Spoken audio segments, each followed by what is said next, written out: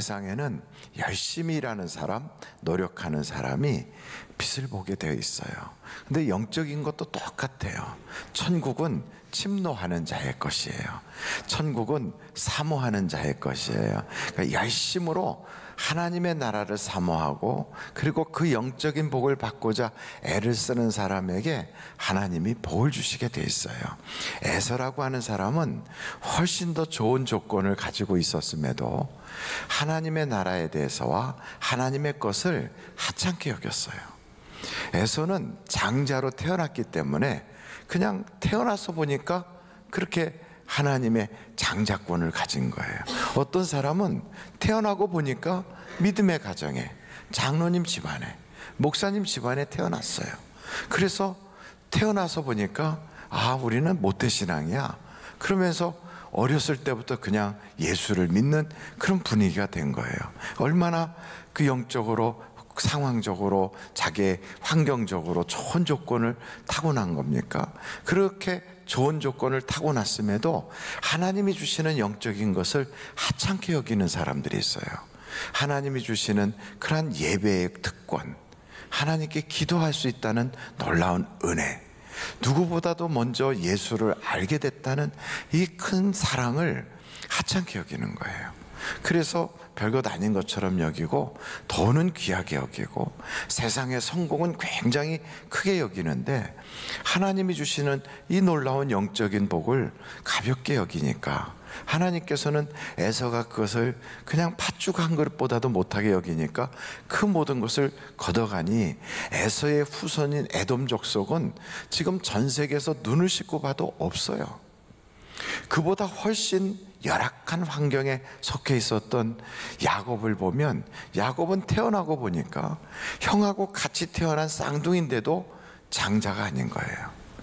조건이 안 좋아요. 하나님의 영적인 복을 받을 수 있는 그런 특권을 상실한 거예요. 그런데도 불구하고 하나님의 영적인 복을 사모하는 거예요. 그러니까 야곱은 하나님의 그 주시는 장자권이라도 그걸 받고 싶어서 그렇게 애를 쓰니까, 그 야곱의 후손은 전 세계 어느 나라에 가든지 그 유대인들을 다 만날 수 있고요.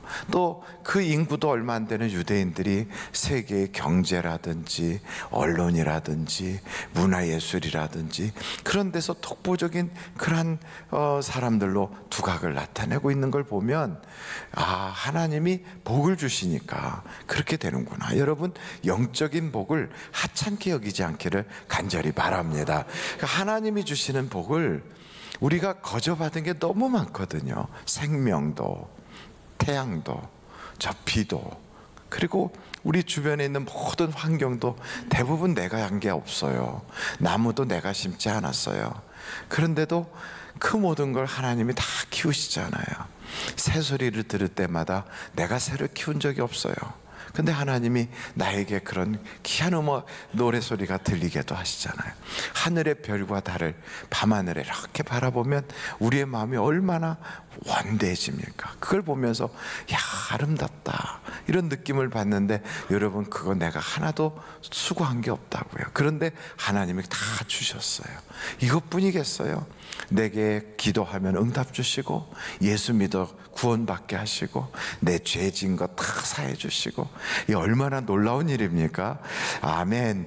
그러니 이 큰 사랑과 은혜를 받았는데도 우리는 감사가 부족해서 많은 은혜 받은 것 중에 몇 가지 안 되는 것 때문에 인상 쓰고 다니고, 몇 가지 어려운 것 때문에 불행을 느끼고, 그게 다 사실 알고 보면요, 우리가 불행을 느끼고 우울해지고 세상 사는 게 거추장스럽고 좀 마음이 답답하게 느껴지는 건 다 내 속에서의 생각일 뿐이지, 겉으로는, 그리고 우리 주변에는 하나님의 은혜로 넘쳐난다는 걸 우리가 알아야 되는 거예요.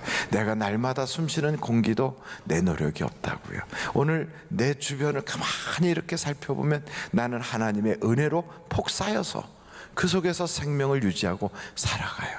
내가 사는 데 있어서는 내 노력이 하나도 포함되어 있지 않아요. 결정적인 것은 다 하나님이 거저 주셔요. 그리고 그 다음에 조금 더 내가 남들보다 편하게 살려고 할 때는 내 노력이 들어가는 거죠. 그걸 보면 야, 하나님의 은혜는 거저 주시는 거구나. 이걸 생각하면서 여러분 항상 기뻐할 수 있기를 간절히 바라요. 우리는 은혜 받은 자이기 때문에 기뻐하고 구원받은 자이기 때문에 감사하고 먼저 예수를 알게 된 사람이기 때문에 우리는요 복받은 사람들이에요. 그래서 여러분, 나는 복받은 사람이구나. 울고 살지 마세요. 웃으며 사십시오. 불행을 느끼며 살지 마세요. 나는 행복하다. 왜요? 나는 오늘 세상을 떠나도 천국이 보장되어 있는 그런 사람들인 것을 기억하시고 행복감으로 꽉 채우세요. 나는 행복하다. 나는 은혜 받은 자다. 그러므로 하나님이 내게 은혜 주셨다는 그 성공감으로 내 마음을 꽉 채우세요. 하나님이 내게 은혜 주시고 나를 택해 주셨는데 누가 내 앞길을 막을 것인가? 누가 나를 정죄할 것인가? 누가 나에게 회방거리가 될 것인가? 여러분, 하나님이 내 편이신데 누가 나에게 원수가 되겠습니까? 그 원수조차도 내가 하나님과 한편이라면 그냥 내가 이렇게 덮어줘 버리면 되는 거예요. 세상에 질병이든 가난이든 무슨 문제든 다 문제가 아니에요. 하나님이 내 편이시면 그건 다 간증거리가 되는 거예요. 그러므로 여러분 항상 기뻐하라.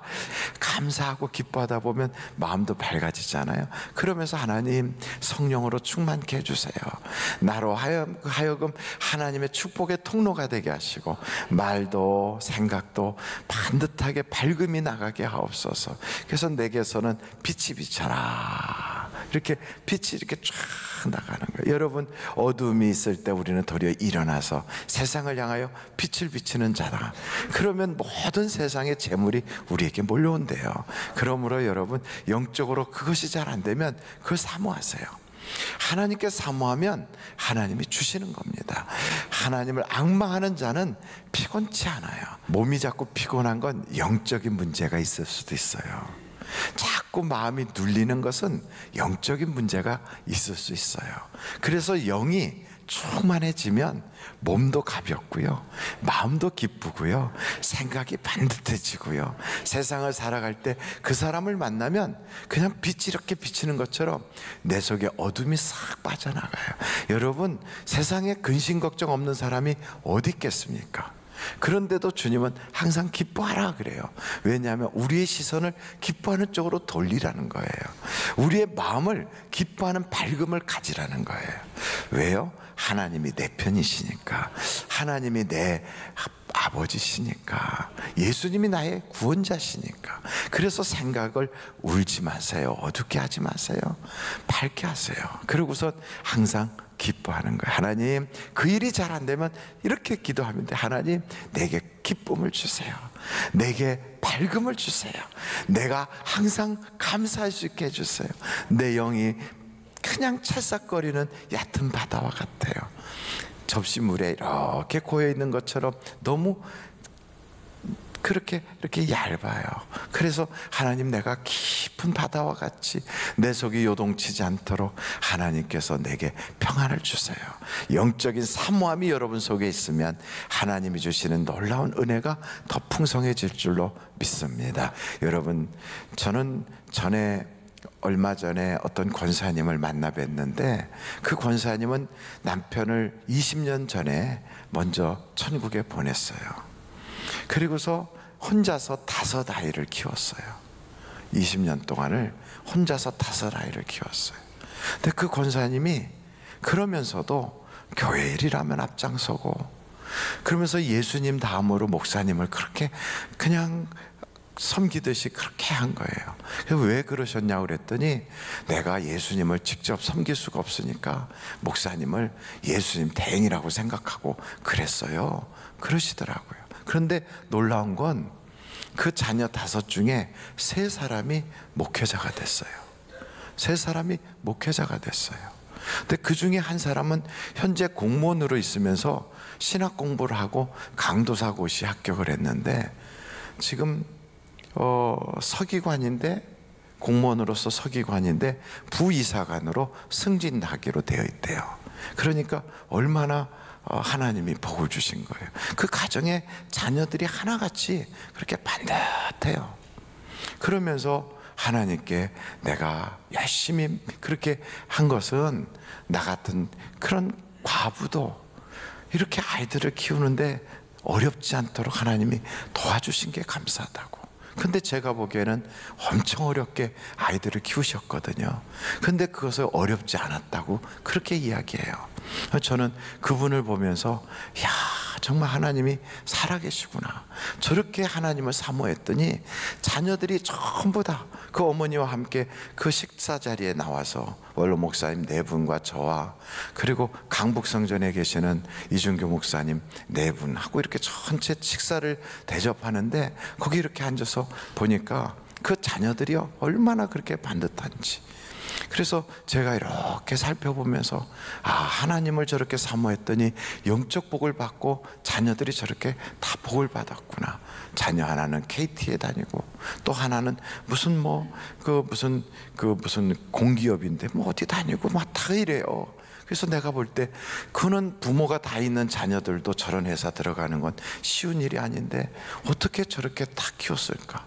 과외 공부 한번 시키지도 못하고 애들이라고 특별히 어떻게 하지도 못했는데도 그냥 큰아이로부터 쭉 보면 그렇게 반듯한 거예요. 그래서 그 강도사 되신 분한테 물어봤어요. 그랬더니 그분이 그래요. 어머니가 하나님 사모하는 거 보고 우리는 그냥 배웠어요. 그래서 그렇게 보고 자라니까 하나님이 지혜도 주시고 길도 열어주시더라는 거예요. 여러분, 이런 복을 받은 걸 보면서 얼마나 기뻐하는지. 그런데 그 어머님이 글쎄 저한테 헌금 봉투를 이렇게 주세요. 그래서 금요일날 제가 올려드렸는데 거기에 하나님께 약속한 거 못 드린 것 용서해 주세요 이러면서 거기다 썼더라고요. 아마 금요일날 제가 그 헌금 읽을 때 속으로 저 도대체 누가 저런 헌금을 드렸나 이랬겠지만 그분은 자녀 하나하나 이름을 써가면서 내가 하나님께 이 아이를 위해서 약속했던 거 그동안에 못 드렸는데 하나님 다시는 이런 일이 없도록 하겠습니다 이러면서 드리더라고요. 자녀들이 그걸 보면서 어떻게 성장하겠습니까? 하나님의 아름다움을 정말 자녀들에게 그대로 물려주는 것 같아요. 저는 그런 가정을 보면서 야, 목사보다 낫다 이런 생각을 하게 되는 거죠. 저는 여러분들이 영적인 일에 더 경쟁적으로 하나님의 그 사랑과 복을 받기를 사모하는 여러분이 되시기를 간절히 바랍니다. 두 번째, 우리 주님이 그러세요. 아이들이 오는 것을, 어린아이들이 오는 걸 금하지 말라. 여러분, 교회는 어린아이들이 많아야 돼요. 아이들도 많이 출산도 해야 되지만 어떻게 됐든지 아이들을 많이 데리고 와야 돼요. 그래서 전도하러 나가서 어른들 전도하는 거는 어렵고 아이들 전도하는 건 쉬우니까 애들 전도하는 건 뭐 아무것도 아닌 것처럼 여기면 안 돼요. 아이들 하나하나 전도해서 데려오잖아요. 그러면 그 아이들을 통하여 하실 하나님의 일이 얼마나 무궁무진한 줄 아십니까? 아이들도 기도할 때 보면 그렇게 뜨겁게 기도해요. 아이들도 방언받습니다. 아이들이 기도하면요 신유의 역사가 일어나요. 아이들이 중보기도팀을 만들어서 교회를 위해서 막 기도하고 목사를 위해서 기도하죠. 하나님의 역사가 막 크게 나타나요. 그래서 성장하는 교회들을 가서 이렇게 보면 아이들의 기도 소리가 엄청 뜨거워요. 그걸 보면서 우리 교회 아이들도 그렇게 기도하고 있는 거예요. 여러분, 아이들은요 말씀을 딱 들으면 기억이 남아서 그 평생 가요. 그리고 한번 말씀을 듣고 내가 이렇게 살아야지 하면 결심하면 어른들은 그 결심을 해도 여러 가지 묶인 게 많아요. 두려움이 있어요. 인생을 다 걸질 못해요. 그런데 아이들은요 미래에 대한 두려움이 없어요. 그리고 그냥 자기의 인생을 걸어요. 선교사로 가야 되겠다, 나는 뭘 해야 되겠다, 그냥 다 온통 자기의 모든 걸 걸어요. 어른들이 예수를 믿으면 물론 하나님이 한 영혼이 돌아오는 걸 보고 천하보다 귀하게 여기고 천국에서 잔치가 벌어지지만 그냥 제가 객관적으로 생각할 때 나이 60에 예수 믿기 시작하면 기껏해야 한 20년 하나님이 쓰시겠지요. 근데 아이 10살짜리 아이가 돌아오면 몇 년을 쓰겠습니까? 80년을 쓰지 않겠어요? 하나님이 보시기에도 훨씬 더 그렇지 않겠어요? 물론 그건 제가 그냥 인간적인 생각으로 본 거예요. 그러나 아이들은 어떻게 성장할지 몰라요. 그 아이가 어떤 분야에서 일할지 몰라요. 그 아이들이 하나님께로 돌아오는 건 어마어마한 보석들이 쏟아져 들어오는 거예요. 교회에서 아이들은 헌금도 안 한다고. 아니에요. 헌금을 안 하는 게 아니라 아이는 인생을 바쳐요. 얼마나 큰 일입니까? 그 아이들을 위해서 투자를 하고 물질을 쏟아붓고 아이들이 올 수 있도록 길을 열어주고, 아이들이 교회에서 막 뛰어놀면 조용해 이게 아니라 그래 마음껏 뛰어놀아라, 세상에서 놀지 말고 교회에서 놀아라. 그리고 아이들이 교회에서 막 아이들과 어울리고 그러면 그것 바라보고 박수 쳐주고 환영할 수 있는 그런 교회가 되어야 될 줄로 믿습니다. 아이들이 주님께로 오면 교회의 미래가 엄청나게 희망적이에요. 여러분, 요즘 주일학교 없는 교회가 약 70%래요. 10개 교회가 있으면 그 중에 7개 교회가 주일학교가 없대요. 그러니 얼마나 놀랍습니까? 이거 얼마나 비참합니까? 아이들을 학교에 가서 물어보면 교회를 안 다니는 아이들이 대부분이에요. 대학생들한테 물어보면 교회 다니는 아이들이 10% 이하로 내려가요. 그런데 고등학교, 중학교로 내려갈수록 더 낮아지고 있어요. 그래서 여러분, 길에 다니는 아이들한테도 관심을 갖고 어찌하든지 교회로 나올 수 있도록 환영하는 여러분들이 되시기를 간절히 바랍니다. 마지막으로 이 말씀을 보면서 그 주님께서 아이들과 같이 하나님을 받들어야 된다고 말씀하잖아요. 여러분, 우리가 신앙생활을 해요. 아이들이 그렇게 순박하게 예수를 믿는데 아이들은 가르쳐준 그대로예요. 교회에서 배우면 그 배운 노래를 또 막 불러요. 그걸 보면 아이들은 신앙이 말로만이 아니라 삶으로 가는구나. 하나님이 원하는 믿음은 그런 거예요. 여러분, 믿음이 있다 하고 삶이 없으면 믿음이 없는 거고요, 죽은 믿음이래요. 내가 예수를 믿잖아요. 그럼 믿음이 우리의 삶에서 그게 사라져야 돼요. 그게 계속 드러나야 되는 거예요. 우리는 왜 이 땅에 사냐고 물어보면 이렇게 대답해요. 나는 예배하기 위해서 살아요. 그래요. 우리는 이 땅에 하나님을 경배하고 하나님을 찬양하고 하나님께 영광 돌리기 위해서 이 땅에 살고 있어요. 그래서 하나님이 우리를 이 땅에 보내신 거예요. 그렇다면 그 예배를 과연 우리의 집안에서는 어떻게 하느냐, 우리의 가정은 현재 어떤 상태냐 봐야 되잖아요. 하늘에서 하나님의 뜻이 이루어진 것처럼 우리는 땅에서도 그 뜻이 이루어지기를 원해요. 그래서 하늘에서 있던 공중것에 잡은 자들을 하나님의 그 천사장 미가엘이 모두 다 내쫓아 버렸어요. 그들이 다 공중에서 쫓겨났어요. 그래서 이 땅에 떨어졌다는 거예요. 그런데 여러분 집안에서는 지금 어떤 권세가 장악을 하고 있습니까? 세상 문화입니까? 아니면 하나님께 예배하는 예배의 삶입니까? 내가 정말 하나님을 경외하고 그 하나님이 다스려주고 그 하나님이 내 주인이 되신다면 나는 복받은 사람이다 라고 고백한다면, 여러분, 그 고백처럼 가정에서는 과연 하나님이 지배하게 하고 있습니까? 하나님이 다스리고 계십니까? 아니면 세상 문화가 다스리고 있습니까?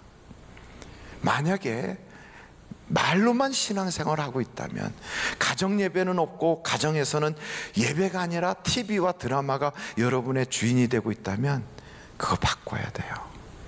그것은 거짓 신앙이에요. 일주일 내내 세상에 지배받다가 주일날 교회 한번 탁 와서 예배 드리면서 인생이 바뀔 것을 기대한다는 것은 불가한 거예요. 날마다 예배가 회복돼야 하는 거예요. 여러분, 아브라함과 이삭과 야곱과 그 후손들이 계속 가면서 똑같이 했던 한 가지가 있다면 제단을 쌓았다는 거예요. 어디에 가든지 제단을 쌓아요. 아브라함이 제단을 쌓고 여호와의 이름을 불렀더라. 이삭이 제단을 쌓고 그렇게 어려움이 계속돼서 우물을 빼앗기고 원수들이 와서 그의 모든 것을 빼앗아갈 때도 그가 그것을 모든 것을 회복할 수 있는 길은 다른 방법이 없어서 하나님께 제단을 쌓았더라. 그때 비로소 하나님이 브엘세바에서부터 다시 일어나게 해주세요. 야곱이가 환난을 당했어요. 하나님이 그에게 말해요. 환난 중에 만난 베델로 올라가서 하나님께 제단을 쌓아라. 제단을 쌓았어요. 여러분, 가정 예배가 회복되면 환난이 떠나가기 시작해요. 가정 예배가 회복되면 마귀의 모든 세력들이 무너지기 시작해요. 가정 예배 다 못 드리고 온 가족들이 아무도 안 믿고 혼자 믿는다면 혼자서 시작하십시오. 하나의 겨자씨가 땅에 떨어져도, 하나의 밀알이 땅에 떨어져도 그것이 시작이 나중에는 큰 나무가 되고 모든 새들이 와서 깃들일 만큼 하나님께서 키워주신다고 그래요. 가루 소말 속에다가 누룩 하나만 딱 집어넣어도요, 그 누룩이 그 가루를 다 바꿔버려요. 왜냐하면 그 누룩은 생명이 있고요, 밀가루 속은, 밀가루는 생명이 없거든요. 처음에는 내 가정에서 내가 시작하는 이것에 아이고 누가 뭐 반응이나 하겠어, 이게 과연 우리 집안에서 이루어질 일이겠어. 그러나 성령이 역사하시고 하나님이 도와주시기 때문에 여러분, 이것은 생명이 있는 일이에요. 실패가 반복돼도 포기하지 말고 끝까지 하는 거예요. 또 시작하는 거예요. 또 시작하는 거예요. 제가 이 누구 집사님이라고 하는 그분을 만났는데, 그분이 군 생활을 하다가 이제는 군복을 벗게 됐어요. 정년이 있어요. 계급 정년이. 거기에 딱 돼서 이제 군 생활을 그만두게 됐는데 앞으로 어떻게 해야 되나 하는 그런 마음을 가지고 고민하고 있던 차에, 그러던 차에 기도를 받았대요. 근데 기도를 받는데 그 기도 속에 목사님의, 그 부목사님이 기도를 해주셨는데, 기도를 했는데 그 목사님의 기도가 내 양을 치라, 그 말씀을 들었대요. 근데 어렸을 때부터 그 마음에는 목회자가 되는 게 꿈이었는데, 근데 그것을 버리고 그냥 군의 길로 쭉 달려가고, ROTC 끝나고 나서도 계속 군대에 남아서 승진하고 싶어서 그랬는데 계속 막히더래요. 안 되든 이제 계급 정년이 돼서 옷을 벗게 돼서 이제는 참 답답해졌는데, 그 말씀을, 기도 말씀 중에 그 말씀을 딱 듣고 울면서 집에 가서, 여보 우리가 가정 예배를 시작하자. 내 가정이 사실은 알고 보니까 내 양인데 내가 양을 치질 못했어. 그러면서 집안에서 가정 예배를 시작했대요. 근데 가정 예배를 드리다가 보니까 그 가정 예배 속에서 하나님의 음성을 들었대요. 그분이 그러더라고요. 가정 예배요 20분만 투자하면 돼요. 우리는 아침에 일어나서 20분 먼저 일어나요. 온 아이들과 다 같이 앉아서 제가 직장에 가기 전에 그래서 같이 예배를 드리고 그리고 출발해요. 전보다 20분 일찍 일어나면 할 수 있어요. 그래서 20분 일찍 일어났대요. 다 깨워서 일찍 일어나서 하나님께 기도하니, 애들이 불평이 많고 그랬지만 반복하다 보니까 아이들도 습관이 되니까 어렵고 힘들었지만 그 고비를 넘어가고, 그러다 보니까 하나님이 어느 땐가 그 예배 드리는데 음성을 주셨대요.